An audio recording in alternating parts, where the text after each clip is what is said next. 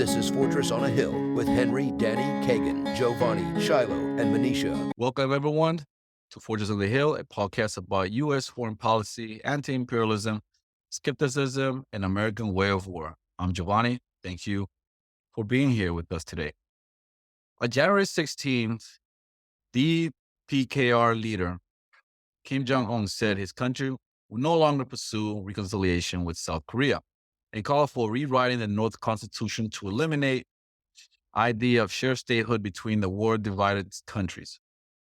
The historic step to halt a long-pursued policy of peaceful unification based on a sense of national homogeneity comes at the time when tensions between Pyongyang, Seoul, and Washington are rising.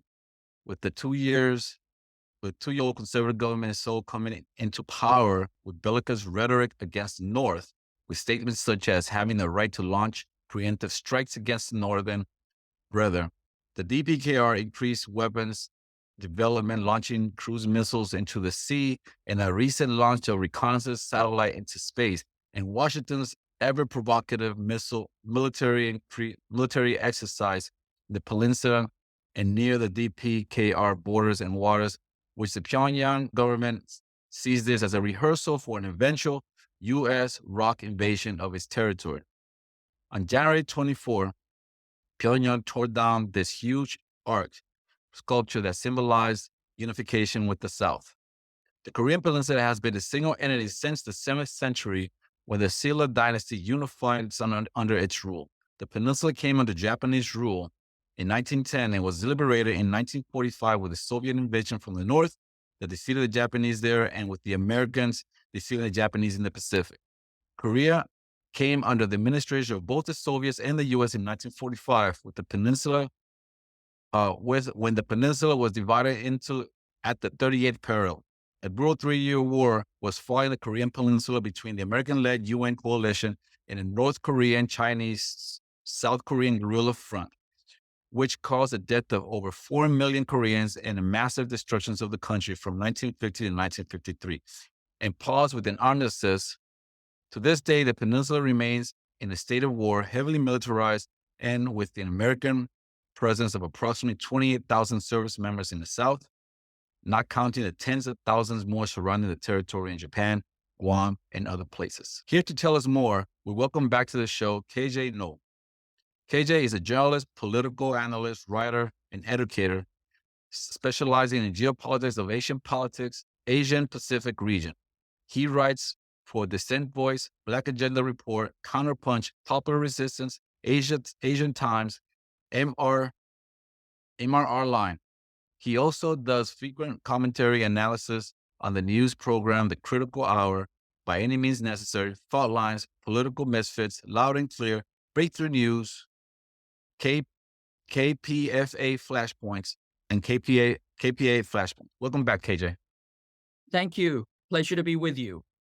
KJ, so let's get to this. So what does it mean now that Pyongyang has stated it will no longer be pursuing reunification with the South? It means that they're very worried about the escalations that South Korea is initiating against North Korea. There's a fundamental principle that you have to apply anytime you hear about news from North Korea, and that is that you are only being shown the reaction shot. You're not seeing what was just preceding that. And what just preceded that was that South Korea had been escalating. They say, well, North Korea, designated South Korea as its principal enemy. How nefarious and aggressive. Mm-hmm. What nobody tells you is that principal enemy is the language that South Korea has been using against North Korea. And North Korea is simply reacting to that. Same thing with every kinetic or counter-kinetic engagement. There is always a South Korean/US provocation. So you're always being shown only the reaction shot. And that gives you the impression that North Korea is aggressive and insane. But that's absolutely a misrepresentation. North Korea has given up on a diplomatic solution to the North-South issue. And that is because clearly the current South Korean Yoon administration has gone all in on aggression against North Korea. Why has it done that? Because it's doing the bidding of the United States. It's a quisling client state, which is the US is escalating against North Korea, not because North Korea is a threat, but because the US seeks to escalate against China, Mm, and North Korea is the pretext or the stalking horse. That is to say, the US is encircling China. It wants to engage militarily with China. Historically, the Korean Peninsula has always been one of the key points with which to attack China, kind of a bridgehead onto the continent, if you will. mm, And it is using South Korea's provocations against North Korea to escalate against North Korea, knowing that the only country that China has a military alliance with is North Korea. mm. War with North Korea means war against China. Indeed. And we saw this government in Seoul when they came to power in 2022, I believe. They weren't even warm in the seat. They didn't even warm their seat, and they were already talking about Seoul's right for preemptive attacks against North, even with nuclear weapons. Um, and the North's supposed to sit with that, and it's supposed to be okay with that. Exactly, right? So is the South Korean government, the South Korean quisling government, under the prompting of the United States that has been escalating in extraordinary ways. And they had talked about, preemptive attacks, punishing North Korea, threatening North Korea. They have done 20 strategic nuclear exercises against North Korea in the past year, 20. And so, from that standpoint, North Korea clearly has a few things that might be of concern to itself. And therefore, they have reacted in, a forceful manner, which is what they always do. Just again, not to browbeat people over the historical context, North Korea was obliterated during the Korean War. If you can imagine the devastation, the barbarity, and the devastation that is being wreaked on Gaza, and you think about that and you expand that to 1,000 fold, Mm, where every inch of North Korean territory was made to look like the devastation of Gaza, and one third, between one fifth and one third of the population, almost all civilian, were killed. mm, Then you understand why North Korea is slightly anxious when their principal enemy does nuclear exercises against them. Until 1991, the US had nuclear weapons stationed on the Korean Peninsula. Since 1953, it has routinely, in fact, since 1950, the US has routinely threatened North Korea with nuclear annihilation. Colin Powell threatened to turn North Korea into a charcoal briquette. I mean, that's unthinkable because North Korea was turned into the world's largest barbecue pit. And there was so much napalm dropped on, North Korea, that it was just turned into one long smoldering barbecue pit. And US leaders, routinely throw out this kind of language. And so, of course, North Korea is going to be anxious when it sees vast military strategic nuclear exercise rehearsed against it on its doorstep.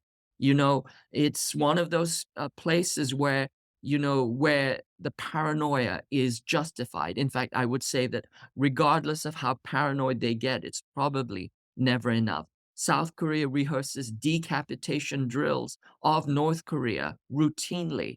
And in the past year, there were 200 days in which the US and South Korea rehearsed military exercises against North Korea. indeed.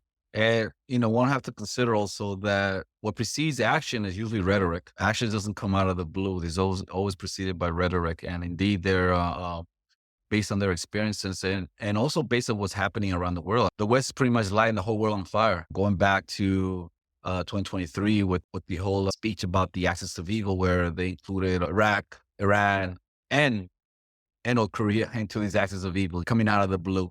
So indeed, there is justification for their paranoia, for their concerns of the security of the nation. So there's this article that came out by Robert Carlin and Sigford Hecker. It's entitled, "Is Kim Jong Un Preparing for War?" They write that Pyongyang has invested in peace and normalization with the South and the Americans for the last 33 years, but has been routinely betrayed and humiliated by the West, from the Clinton administration to the Bush Jr. administration to the Obama and Trump administration, and now feels that all options has been exhausted and every strategy has ended in failure. What's your take on that? It's a very interesting article, and people, my colleagues who have been reading this, we've all been mystified by the article. There's one piece of truth in that article, which is that North Korea has made good faith effort to engage with the US and with the West for decades. It's tried, it's put its best foot forward. And it's absolutely true that the US has betrayed and deceived North Korea at every point. For example, you just talked about the axis of evil statement that George Bush came out with. Well, I mean, that statement came out even just as North Korea was entering into talks, to give up its nuclear weapons in exchange for peace. That's what North Korea has been suing for since 1953. What it wants is security. It wants to live in peace. And the US has thwarted that at every single turn because it needs North Korea, first to feed its military industrial complex, but also because North Korea, as I said before, has always been a stalking horse for North Korea. It justifies the presence of US troops on the peninsula, and it allows the US to project vast power into the Pacific. It allows the US to maintain operational control over South Korean troops to this day. So it's true, that much is true, that North Korea has put its best foot forward to negotiate and to engage in diplomacy. And it's also true that North Korea seems to have given up on this process. And I think it was a long and difficult choice that it made. But what me and my colleagues are mystified with is that that Carlin and Hecker say that North Korea because North Korea has stopped attempting diplomatic engagement, it has to go to war. Mm. That is to say, there's no in between disengagement and war. It's just a simple binary. And when you read the article carefully, and Carlin and Hecker are quote unquote experts on North Korea. So this leap of logic is very, very troublesome.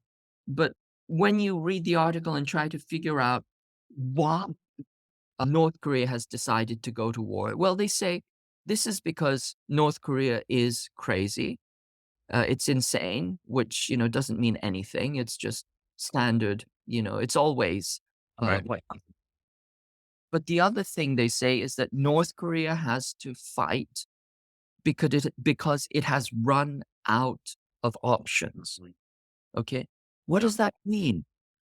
That doesn't make any sense. It still has plenty of options short of war. Mhm. The only way that makes sense is if the United States was planning to attack North Korea. Mm. Then it has to. They're further right that although Pyongyang's, I'm quoting here, although Pyongyang's decision making often appears ad hoc and short sighted, in fact, the North Koreans view the world strategically and from a long term perspective, beginning with the crucial strategic decision by Kim Il sung in 1990. The North pursued a policy centered on the goal of normalizing relations with the United States as a buffer against China and Russia. After initial movement in the direction with the 1994 agreement framework, and 6 years of implementation, the prospects for success diminished when, in Pyongyang's eye, successive U.S. administrations pulled away from engagement and largely ignored North Korean initiatives. Even after the agreed framework fell apart, the North tried to pull the U.S. back into serious talks with giving unprecedented access to the nuclear center at Yongbyon to one of us, Hecker. During the Barack Obama administration, the North made several attempts that Washington not only failed to probe, but in one case rejected out. There is much debate in the United States whether the North was ever serious and whether dialogue was simply a cover for developing nuclear weapons. Your thoughts? Well, I do think that they were serious because they made serious efforts to engage. They certainly allowed themselves to be strip searched by the West. They allowed the West into their facilities and they had unbridled access. They even, cameras were monitoring Yongbyon all the time. Hacker went in, I think, 6 times into the country. They blew up some of their, infrastructure, etc. So there were clearly good faith efforts made. And so I think it's pretty dishonest of Hacker and Carlin to say that they weren't, because they were there on the ground and they knew how serious and in earnest these efforts were. And it also contradicts their main premise, which is that they say that North Korea made good efforts and now it's disappointed that these efforts didn't bear fruit. I mean, if they weren't good faith efforts, then of course, what would you expect? And so there's some internal contradictions there. But I think the key thing which is important here is that Hecker and Carlin say we must consider a worst case, that Kim has convinced himself after decades of trying, emphasis, decades of trying, there is no way to engage the United States, and therefore, they have made the strategic decision to go to war. That's the piece that doesn't make any sense. And as I said, it doesn't make sense unless you fill in the missing premise or assumption that the North Korea is preparing to respond to a U.S. attack. Then it makes sense. The hidden premise that the US is getting ready to wage war, you add that to the picture, then you understand why North Korea's run out of options. So my question to Carlin and Hecker is this a leak? Is this a trial balloon? Is it a projection? Is it a slip of the tongue? But this notion that it's North Korea that's planning to attack because it has run out of options doesn't make any sense unless you add in another piece of the picture, which is that North Korea is preparing to defend itself against attack from the United States. And everything that I see indicates that the logistical preparations, as well as you pointed out, the rhetoric, are escalating seriously in that direction. I'll add one more piece to this. So why would Hecker and Carlin write this article? What privileged access do they have to U.S. plans? Because they certainly don't have privileged access to North Korea. Nobody does. Their information about North Korea is as good as yours and mine. But they may have privileged access to U.S. plans because it boils down to this. If the U.S. is planning some kind of kinetic engagement in Korea, if the U.S. is planning kinetic engagement against China, Korea is the most logical place because it is the place where the U.S. has the greatest overmatch against its opponent, because the force disposition, the preparation, as I said, because the U.S. has operational control over 3.6 million South Korean troops, including reservists. But North Korea is no longer a free lunch. It has nuclear weapons. Initially, a few years ago, as you and I know, the U.S. moved the 8th Army garrison to Pyeongtaek, Camp Humphreys, right? And that was to move it out of the range of North Korea's conventional artillery fire. Yongsan is dead in the center of the capital city, Seoul, It's as if Central Park in New York were being occupied by a military. So, but they moved the 8th Army garrison out of Seoul, moved it, 80 miles further away. That takes it out of conventional fire, if you will. It's kind of a castling maneuver. But in the period between, that maneuver and the current moment, North Korea now has nuclear missiles and other missiles, longer range missiles, essentially, Scuds, that can do real damage anywhere. And so North Korea has has its own countermove. So if the US is planning for some kind of kinetic engagement against North Korea, it needs to assess the risks. It wants kinetic engagement, but it doesn't want to be completely uncontained. And I don't think it wants to go immediately up the nuclear escalation ladder. It doesn't have good intel, certainly not good human on North Korea. So it probably reached out to some of the few experts who really know Korea, and that would be Carlin and Hecker.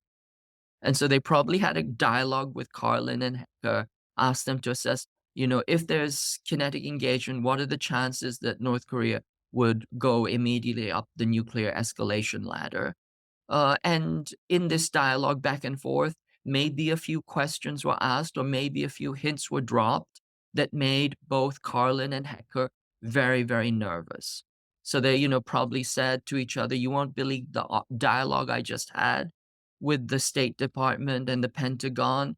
Do you think that the U.S. is considering kinetic action?" And then they wrote this article.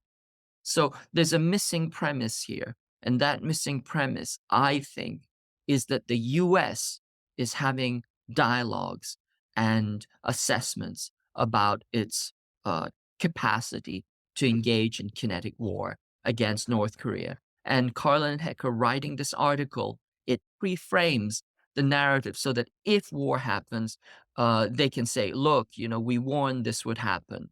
And then once again, we are only shown the reaction shot. Yep. Not The effect, yeah, the aftermath. yes. Indeed, indeed. Not only that the troops were moved from Seoul to Pyeongtaek, also the northern troops that were stationed up north, that were redeployed also further south. And not only further south, they were also taken away from the peninsula, redeployed to places like Japan and Guam as well, to further create that space between the north and battlefield between the north and the south. Um, I also recall a few years ago when things were escalating with the North. I believe it was Lindsey Graham that was reassuring his constituents that, if war were to break in the Korean Peninsula, not to worry, because the war will be fought over there, not over here. And then pretty much the people who'll be dying will be dying over there, not over here. And this includes the South Koreans who'll be dying as well, but not Americans, which I find that hilarious that people in the South will go along with this policy, knowing that if war were to break out, they would be obviously, hindered, you know, as well. Yeah, no, that's a really good question. And, this is how the US likes to wage wars, right? It's people over there. We fight over there so we don't have to fight over here. But more than that, we get the people over there to fight our enemies so that we don't have to do the fighting. It's all, using proxy. But the cynicism and the lack of humanity in that statement is not only appalling, but it's so evident. We see this in Ukraine. We see this, being prepared in Taiwan as they prepare to turn Taiwan into another Ukraine. And of course, it has always been the case for South Korea. South Koreans have, participated in all American wars. They've sent their young troops as cannon fodder, but also they were used as essentially the first kinetic front line in the Cold War. And as we pointed out, 4 million Koreans died. So this has been the atrocious cost of these wars, and the kind of Machiavellian cynicism of people like Lindsey Graham, really, psychopathic thinking. But, I'll just draw your attention to one kind of historical piece of trivia, which not many people may be aware of. was that in 1968, about 1 week ago, the North Koreans actually sent a group of 31 commandos into South Korea to assassinate the South Korean dictator. And if this had been successful, I think history would have been different. And I also think that a lot of South Koreans would have been very happy because Park Chung-hee, the dictator, was extraordinary in his brutal oppression of the South Korean people. But this North Korean mission to decapitate Park Chung-hee failed. And the reason why it failed was that the North Koreans, they sent these troops and they infiltrated North Korea, but they were discovered by two farmers. And so you're on a top secret assassination mission, and you have been found out by civilians. Well, what would you do? Well, what the North Koreans did was they, spoke to the farmers, and they essentially just gave them some cigarettes and gave them a lecture on solidarity and how they were, working, for the benefit of, all Koreans on the peninsula, which I think a vast majority of South Koreans would have agreed with, and then they set them free. And then these South Korean farmers immediately ratted out these North Korean commandos. And then the entire peninsula was turned into a red alert. Multiple divisions were sent on a massive manhunt for this, special forces team. And still, this special forces team managed to penetrate within a couple of 100 meters of the presidential palace before they were eliminated in a firefight. So to this day, South Korean troops, talk with a kind of grudging admiration, for the skill and courage of these North Koreans. But I think what that tells us there, is that at the time, the North Korean leadership and the North Korean cadre and the military really thought of the South Korean people as compatriots that they were seeking to liberate from, an extraordinary, brutal dictatorship. I think they're not wrong there.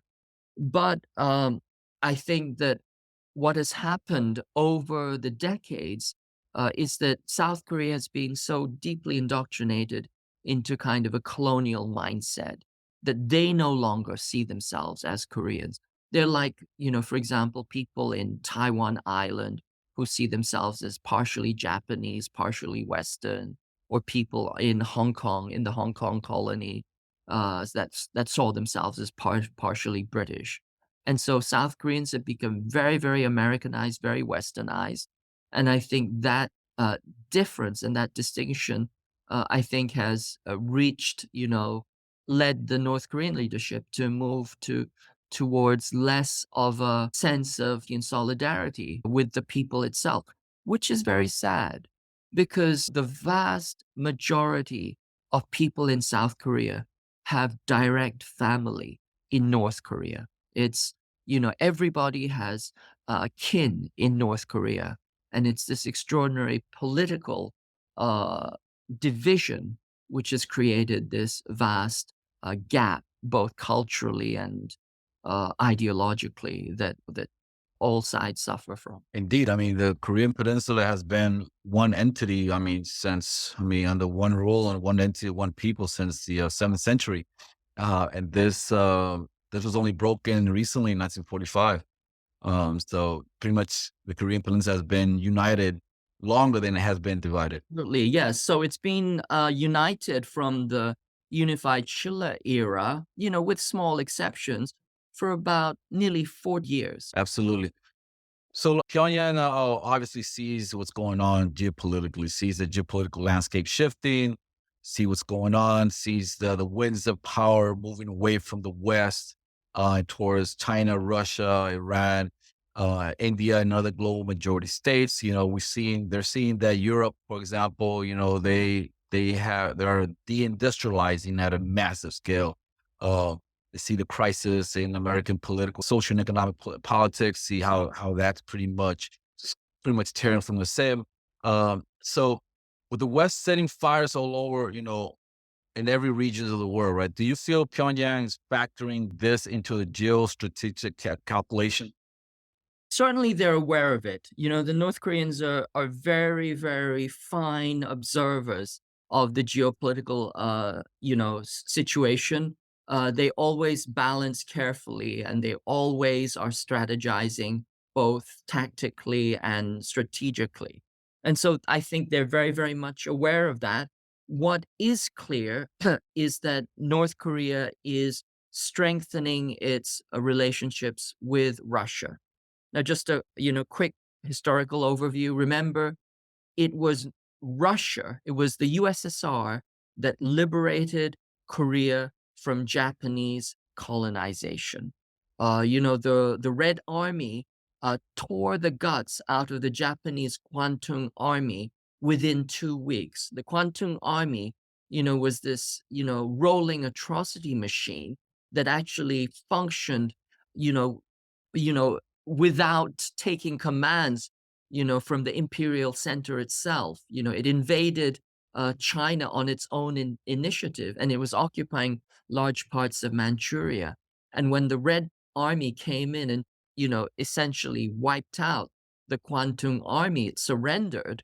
Then essentially Korea was liberated effectively by the USSR. And that should have been the end of the story, except they made an agreement with the United States that the US would, do a caretaker government in the South, that Russia would do a caretaker government in the North, and it would be divided along the 38th parallel, which led to the North-South split because the US eventually created a fraudulent puppet state in South Korea, placed one of its own puppets, rather than allowing a unified election in North and South, which is what the vast majority of people wanted. It's very similar to North and South Vietnam. The reason why they did this, because they knew is if they had a popular election, the country would have gone socialist, because that's what all the polls said, that 80% of the people wanted a socialist country. And the US said, we cannot let communism get a start in the Korean Peninsula because it would have a head start against any other place on the planet. And so, inside that context, if we understand, um, you know, these kind of shifting global winds, in '68, North Korea started to break a little bit with the Soviet Union. And then in 1991, the Soviet Union collapsed. And that put North Korea into a huge crisis for several reasons. First was that North Korea was under the Soviet Union's nuclear umbrella. And when the Soviet Union went away, North Korea was, exposed to nuclear annihilation by the United States. And in fact, the US pointed its nuclear weapons away from the Soviet Union and against North Korea at that time. So then that's when North Korea started to look for an indigenous nuclear deterrent. The other thing that happened was that it was also being sanctioned. North Korea is highly dependent on the USSR for petrochemicals, in particular, petrochemical fertilizer, because it's a very mountainous region. It cannot grow enough food without extensive use of petrochemical fertilizers. And so when that became cut off, North Korea started to enter into food insecurity and then eventually into a period called the Arduous March, which was essentially a long famine caused by Western powers that were trying to sanction it into collapsing. It didn't, but it suffered immensely. And now, the winds are shifting again, and you can see that the United States and the West, that has been trying nonstop since its inception to try and destroy North Korea, is fracturing inside itself, and there's centrifugal forces pulling apart the global empire. and this, 500-year reign of Western colonialism. North Korea is aware of all of these shifts and changes. And one of the things that it's done is it's, re-strengthened its alliances with Russia, even as South Korea was sending hundreds of thousands of shells to the United States to be used in Ukraine. Russia counterbalanced, reached out to North Korea and invited it to, its armaments factories. When the United States placed the Space Force in Tokyo and is looking to open the Space Force in Seoul, well, North Korea went to Russia's space center. And so there's this continual tit for tat balancing that is happening geostrategically. And certainly over the long term, I think that what will happen is North Korea will simply strengthen, reestablish, normalize its relations with the vast number of countries in the global south, which it actually had more relations than South Korea up until the 1980s. It had more stronger relations with countries than did South Korea itself. And then also there's a continuous process, which most people don't think is the case, but I think is very much the case, which is that North Korea is continually strengthening its relations with China, its closest border. As I said, it's the only country with which China has a military alliance with. The only military alliance that China has is with North Korea. And so, what will happen, I imagine, is that eventually North Korea will be pulled into part of the Belt and Road and the BRICS, the SCO, and all the other global South organizations that are moving towards a multilateral developmental solution for everybody. The other piece that I'll add, and this is also a very important part of the equation, most people don't realize it, is that outside of the Arab world, the first country outside the Arab world to recognize Palestine was North Korea. North Koreans have always been principled in their support of anti-imperial liberation movements, but in particular, Palestine. And you can see that in the statements that they have made, certainly the moral support. At one point, they were even sending, armaments to the PLA. And I think this South-South realignment is a powerful trend that is happening that will include North Korea. And it will show, or it will demonstrate, that North Korea, rather than collapsing and crawling and submitting as it was supposed to, has withstood the worst that the empire can throw against it. Indeed, it seems like these so-called authoritarian states and dictatorships and so forth has a more principled stance on global issues than the so-called democracies of the world, the West, and so far. That they seem to talk from two sides of their mouth. And you just made a point right there with Palestine. It's a clear-cut case. Yet everyone sees every other state around the world has a correct approach. What needs to happen with this case and with the case with Palestine, but the West. Before I'll get back to that, but I want right before that I want to go into what you just mentioned about the relationship with the global South, right? Do you foresee the DPRK breaking the so-called diplomatic isolation and Western sanctions by increasing its relationship with the global South?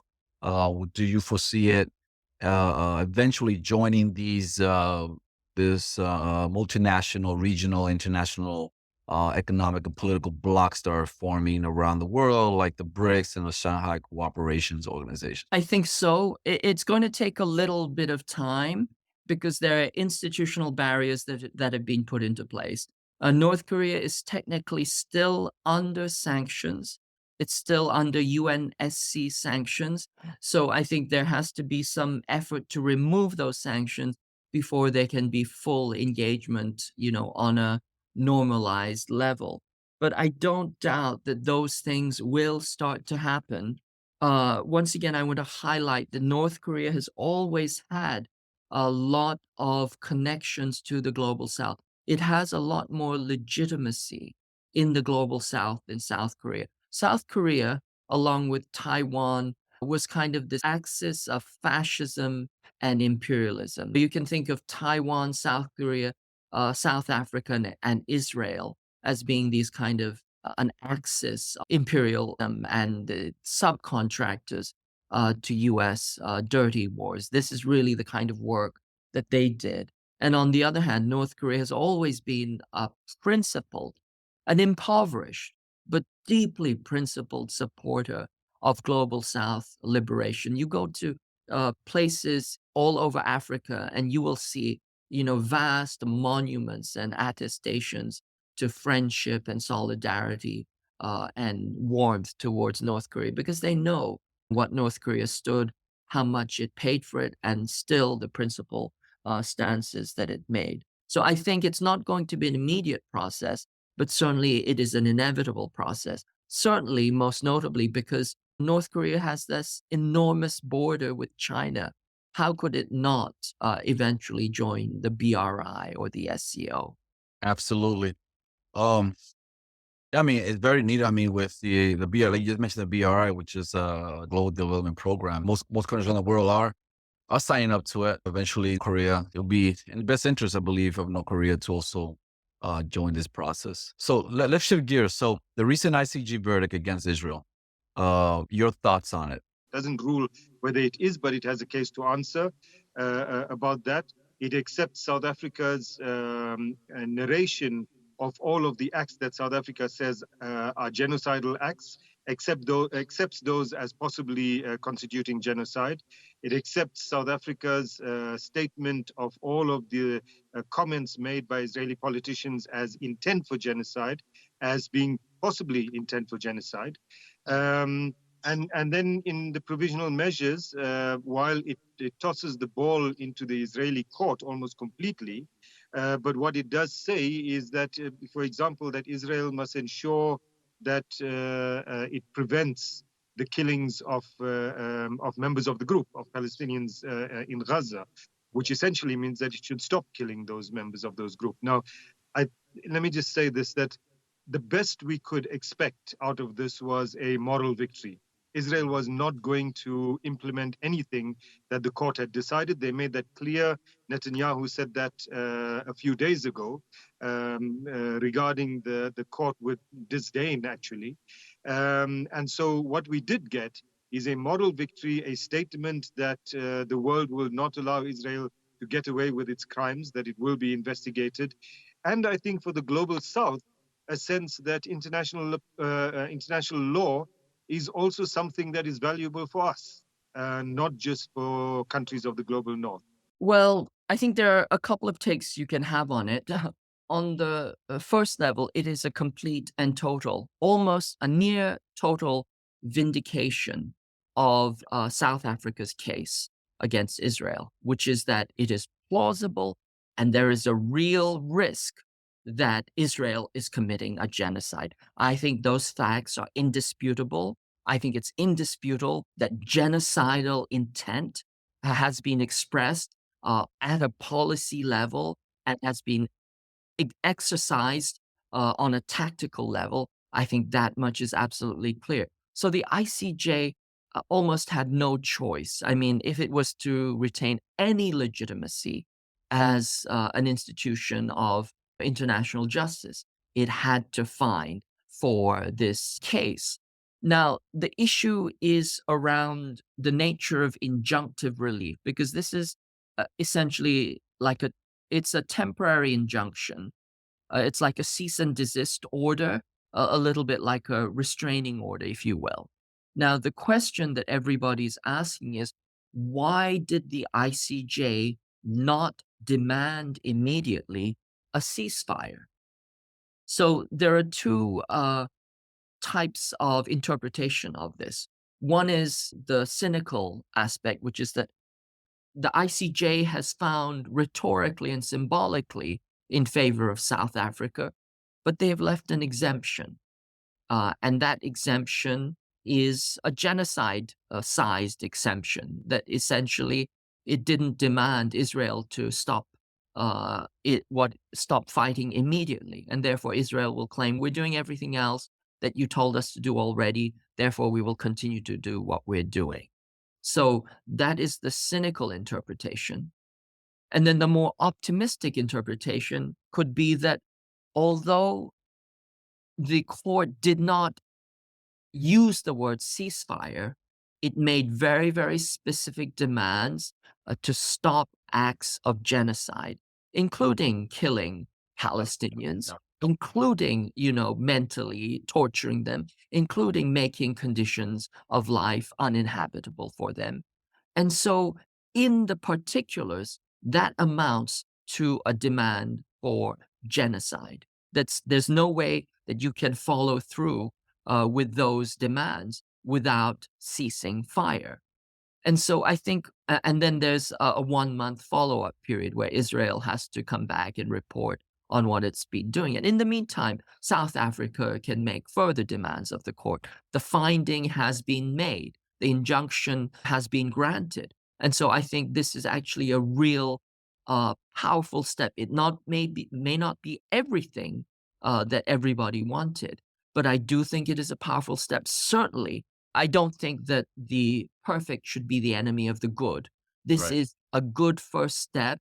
And I think that everybody, including the USC and the UNGA and people all over the world, should use this, leverage this finding as a way of pushing forward towards a ceasefire and then eventually towards the complete of Palestine's demands for a Right. state, whether that be one state or two state, that can be figured out by the Palestinians themselves. But in the meantime, I think we have a powerful first step, and I'm cautiously optimistic.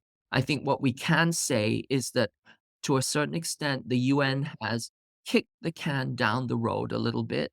And I think what we have to do is make sure that the can is going in the right direction. This doesn't end here with this verdict, right? It's gonna further continue. Yes, yes. I mean, this is a preliminary injunction. It's a temporary injunction. The case will actually take years. But in the meantime, what you want in a case where the risk and the vulnerability is so extreme, you want that preliminary restraining order. And that is what the court has issued, opposition to what many cynics have said would never happen. We have that. And so Right. now it's incumbent upon anybody and everybody with a voice to leverage it to its maximum advantage in order to prevent lives, in order to prevent the suffering, the genocide of the Palestinians. I think Yeah. everybody can agree on that. KJ, but how can this be enforced? I'm not an expert on, UN international law, but Right. the obvious thing is you take this, you take it to the UNSC. It already has the imprimatur of the ICJ, so it's highly, it's not something that the UNSC has to debate among itself. It's simply something that the UNSC can demand. If Right. the US chooses to veto it, well, certainly it will try and it will delegitimate itself even further. But then it can go to the UN General Assembly, and then there are extraordinary measures that I think can be implemented at the level of the UNGA. And then also it can be referred towards the ICC. Again, there's some legal fine print that has to be worked through, but there can be a referral to the ICC. And so I think one case is not the be all and end all, Right. but it opens the watershed for other procedures to happen.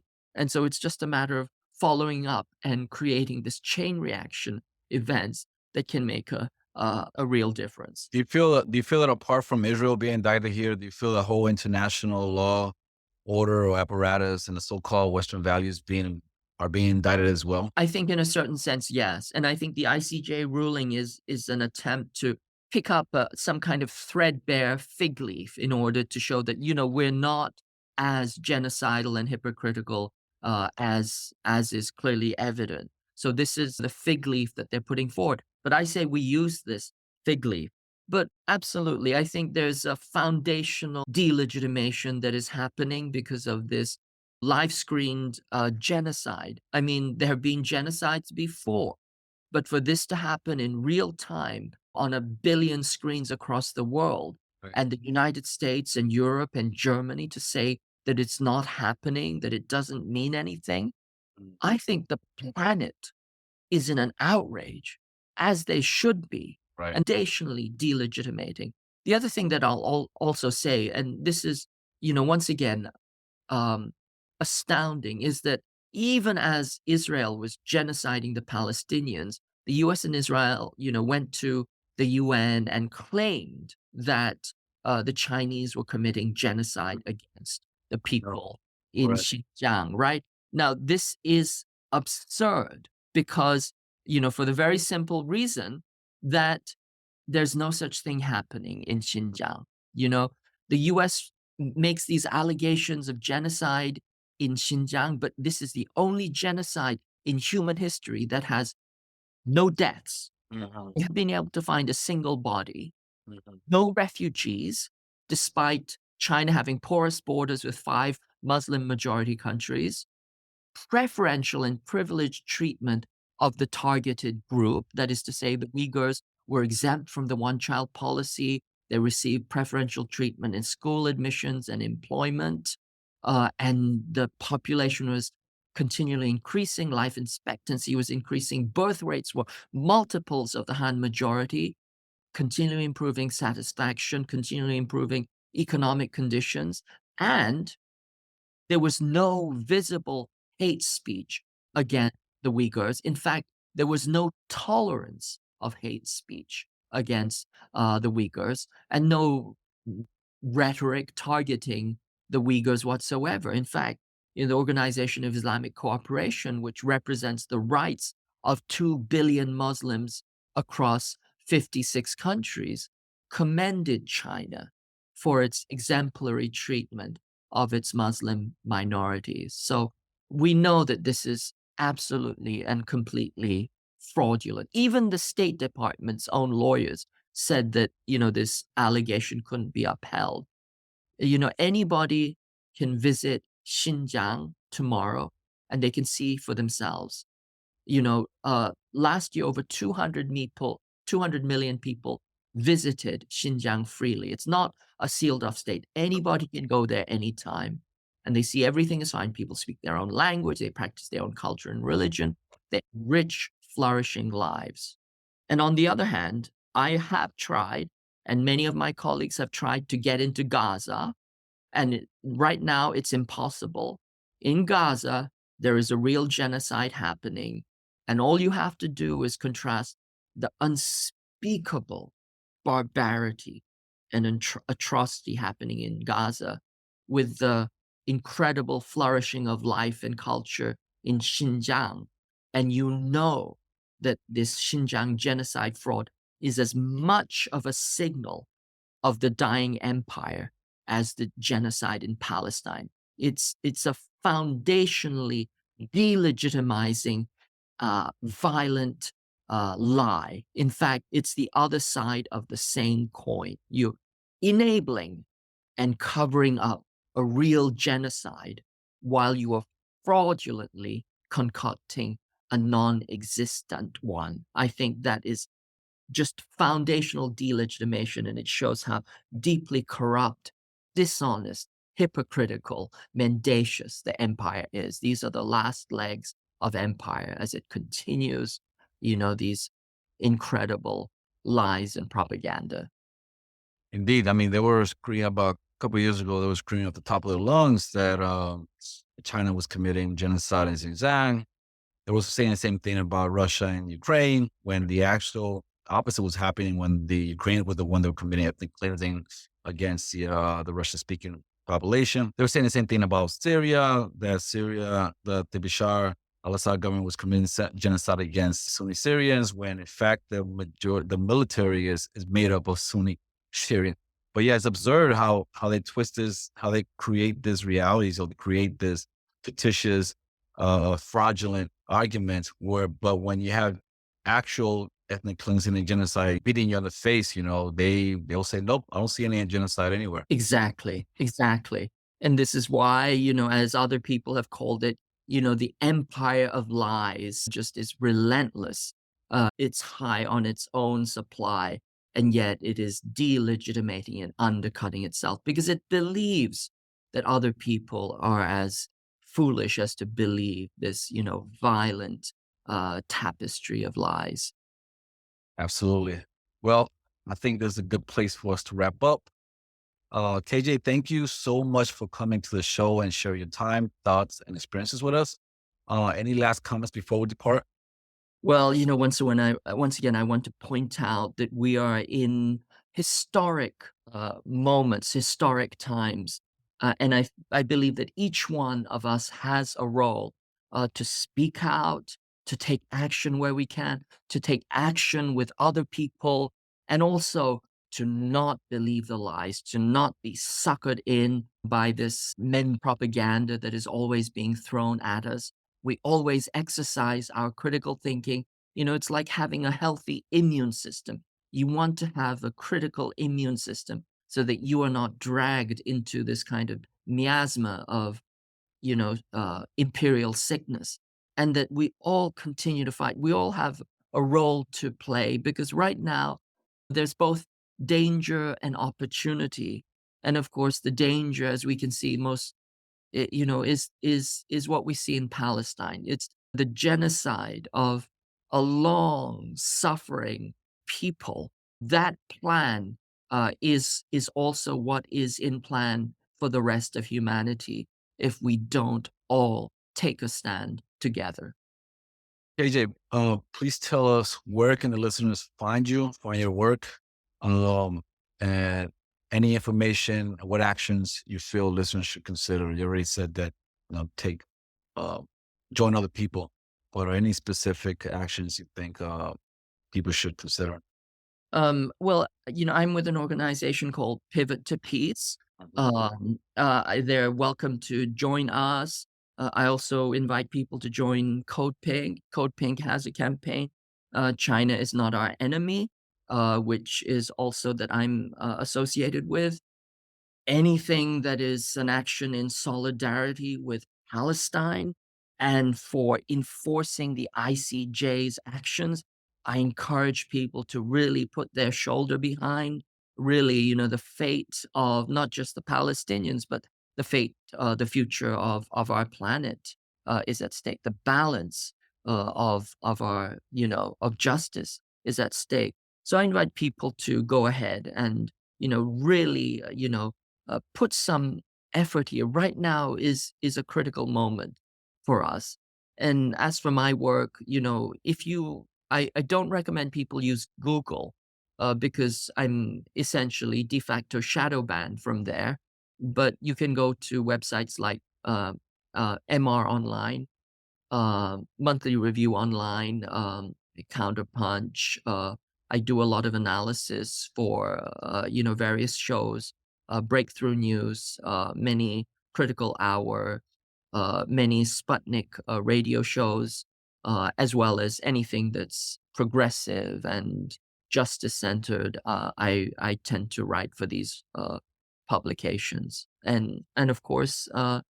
Fortress on a Hill. And I'm very, very honored that you invited me back to spend this very, very meaningful time with you. Of course, we're very honored that you came back and spend some time with us and give us your analysis. All right. Thank you for joining us today, and hope to see you back. And thank you. Take care.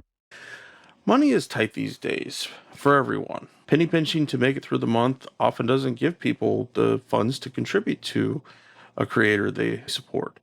So we consider it the highest honor that folks help us fund the podcast in any dollar amount they're able. Patreons is the main place to do that. In addition, any support we receive makes sure we can continue to provide our main episodes free for everyone. And for supporters who can donate $10 a month or more, they will be listed right here as an honorary producer, like these fine folks.